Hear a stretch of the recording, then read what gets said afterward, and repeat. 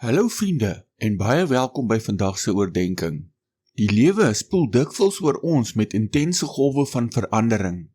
Die een oomblik beleef ons seën en voorspoed en die volgende oomblik staar ons groot gebrek en teenspoed in die gesig.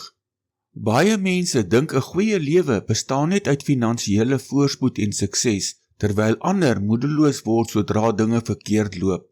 Vandag kyk ons na hoe om standvastig te bly, maak nie saak van wat om ons gebeur nie. Ons skrifgedeelte vir vandag kom uit Filippense 4 vers 11 tot 13, wat soos volg lees.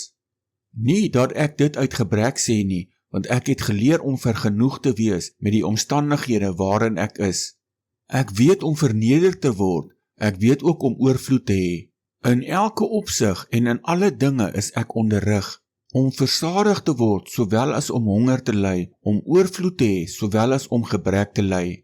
Ek is tot alles in staat deur Christus wat my krag gee. Die apostel Paulus skryf hierdie brief nie uit 'n luukse paleis nie, maar terwyl hy onder Romeinse huisarrest was. Sy toekoms was menslik gesproke heeltemal onseker en sy vryheid was hom ontneem. Die Griekse woord wat Paulus vir vergenoeg gebruik, verwys na 'n innerlike genoegsaamheid wat heeltemal onafhanklik is van sy omstandighede. In die antieke wêreld het filosowe ook na hierdie tipe selfgenoegsaamheid gesoek, maar Paulus vind dit nie in homself nie, hy vind dit uitsluitlik in die lewende Christus.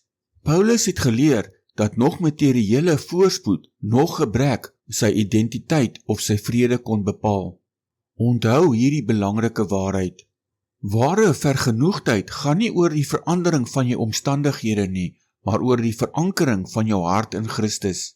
Die skrif wys dat ons ewige posisie in Christus volkome vasstaan deur die geloof alleen. Soos Paulus in Romeine 8 beloof, kan geen dood, lewe, teenswoordige of toekomstige dinge of enige ander skepsel ons ooit skei van die liefde van God in Christus Jesus nie. Niks, insluitende jouself, kan jou ewige redding ongedaan maak nie. Jou daaglikse omstandighede, of dit nou oorvloed of tekort is bloot die terrein waar God jou geloof toets en louter. Soos Petrus skryf in 1 Petrus 1 vers 6 tot 7. Daarin verheug julle, al word julle nou vir 'n kort tydjie, as dit nodig is, beproef deur allerhande beproewings, sodat die beproefdheid van julle geloof, wat baie kosbaarder is as goud wat vergaan maar deur vuur gelouter word, bevind mag word tot lof en eer en heerlikheid by die openbaring van Jesus Christus. God gebruik ons wisselende omstandighede om ons geloof te toets en ons te ontwikkel. As ons standvastig op hom vertrou, bring dit vir hom eer en sal hy ons eendag by die regterstoel van Christus beloon met genadeloon. Onthou, dit is die hiernamaals en die komende koninkryk wat werklik saak maak.